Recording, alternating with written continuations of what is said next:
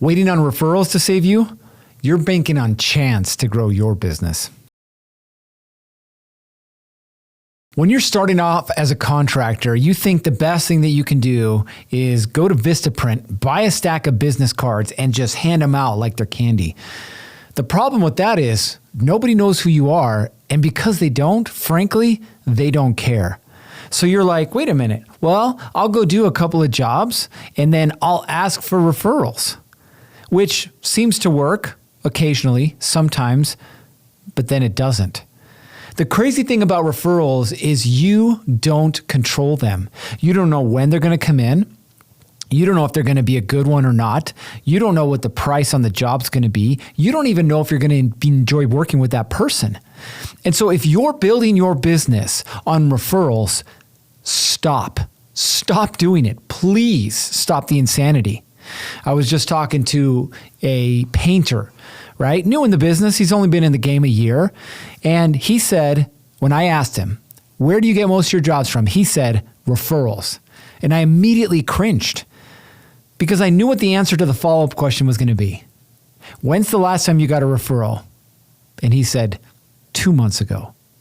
Now imagine trying to grow a business, hoping and praying that somebody is going to send it to you. Look, the COVID days of business are over, where if you had anything on the side of your truck with a crayon or with a marker that said, I'm a painter, a plumber, an electrician, whatever, you were getting work.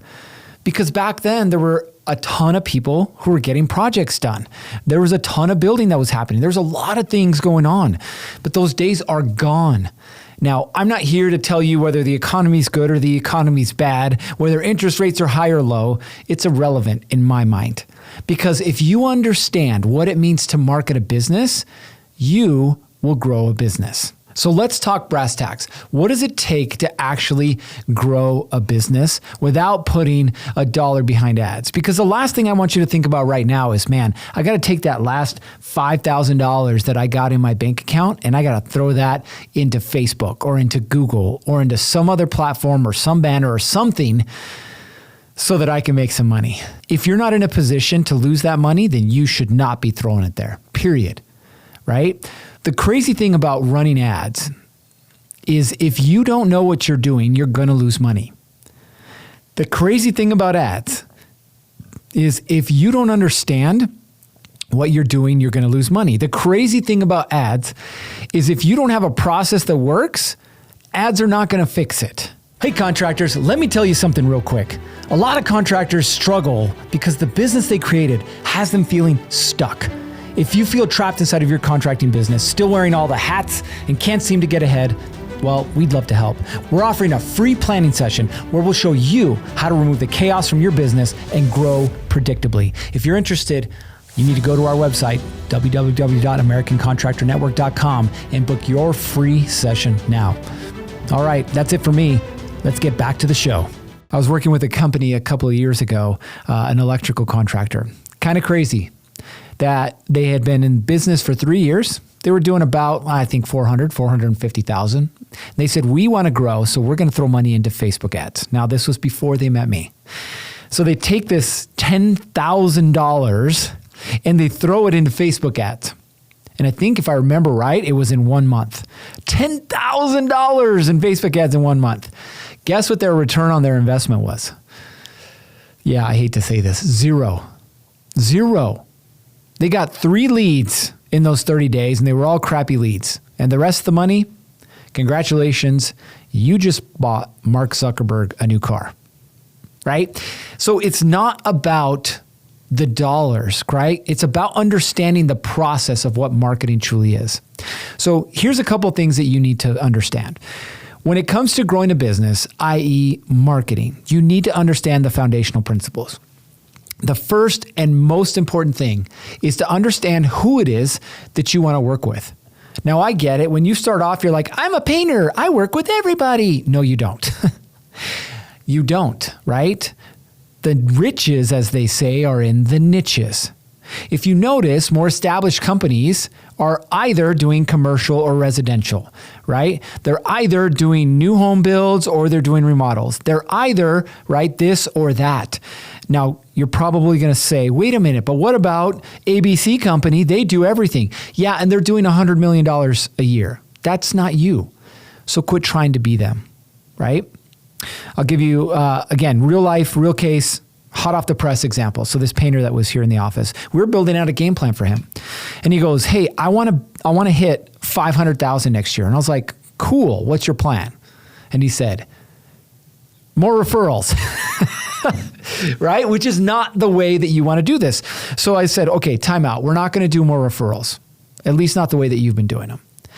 I said, let's work this thing backwards, right? So the first thing I said is, what do you actually want out of this year? Of course, that's a financial target. Number one, 500,000. Okay, great.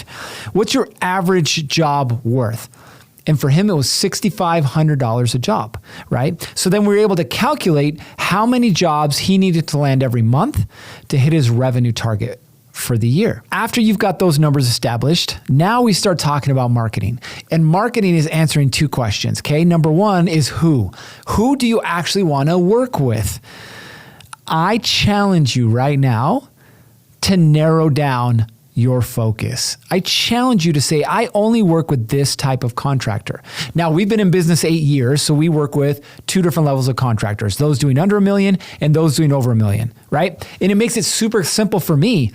I can ask you where you're at revenue-wise, and I know exactly what your solution is, period. Now, I have a team to execute on that as well. But when I first started, guess what? I was helping all contractors with everything. Sounded great, but I was horrible at what I did because I couldn't get super specific and I wasn't growing at the rate I wanted to. Got focused, all of a sudden everything changed, okay? So get focused on who you want to work with. Back to this painter example. He loves to work with homeowners. And I said, okay, that sounds great, but what type of homeowners? He likes to work with homeowners who have lived in a house for a minimum of 5 years and are looking to update it. Interest rates are still high and they don't want to move, but they want to update it. So what does he need to do to get in front of them and say, hey, look, I can help you update your home. Paint will change everything for you, right? So he goes through that process with them.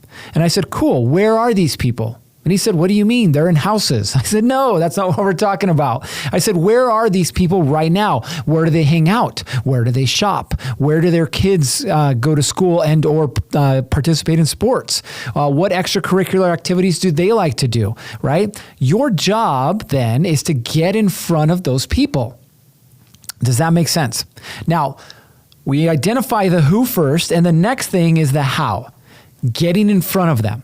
It's going to happen one of two ways. It's going to be direct, right? I like to call it shaking hands, kissing babies. You're going to be out there maybe knocking doors, or maybe you set up a booth at the school fair, or maybe you put some yard signs up. Like there's a number of different things that you can do to get directly in front of those homeowners one-on-one, okay?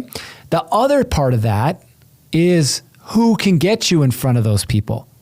So if you think homeowners and who has access to homeowners, what's probably one of the first things that jumps to your mind? I'm going to guess it's realtors, or at least it should be. Why? Because they bought the house at some point in the last X period of time. And so there was a realtor that helped them with that process. So a realtor has connections already established with homeowners. So now your job is to take that potential referral relationship with a realtor and say, hey, Mr. Realtor or Mrs. Realtor, I'm a painter. I would love to have a conversation with you about how I can become your preferred painter. Maybe you offer them a discount on painting their own home. Maybe you offer them a referral fee for helping their clients out. Maybe it's a combination of that you offer a discount to the homeowner plus a referral fee to the realtor. The magic is in the sauce that you create, right? So you got to figure out what it is that works for you. So when we talk about marketing, you want to find the quickest path to get to where you want to get to. Sure, you can stand on the street corner with a sign that says, I paint houses. Okay, fine. You can slap something on the side of your truck. Great. But if you really want to grow your business, you have to learn how to get more active in front of the people that you want to work with. Now, at a deeper level, we have this really cool device called social media. And you have access to millions of people on social media. So if maybe you don't want to go out and knock doors, how could you get in front of people and show them who you are and what you do? Well, we've got Facebook groups, we've got Nextdoor, we've got, Instagram, TikTok. You've got a lot of different options out there, okay, that you can use to start to build what we call a relationship of trust, right? How do I know who you are and what you do? Well, you show me.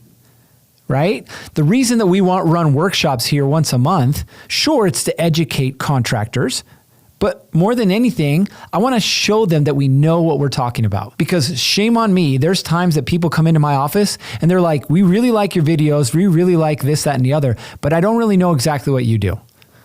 Ooh, that hurts, right? So I got to get better at doing that. So if you want to learn how to take control of your marketing and quit praying that referrals will come in the door, learn how to, 1, define your ideal audience, 2, connect with them in a way that very few people will ever figure out. If you can get rid of that friction point, I guarantee you will grow your business. All right. If you'd like more tips like this, you want to join our growing community, we'd love to have you. Click the link down below to join our free online community for contractors just like you. Thanks for listening to the Success Unleashed podcast. Before we go, show some love for your favorite podcast by liking, subscribing, and leaving us a review. Until we see you again, it's time to get after it. 3, 2, 1, off you go.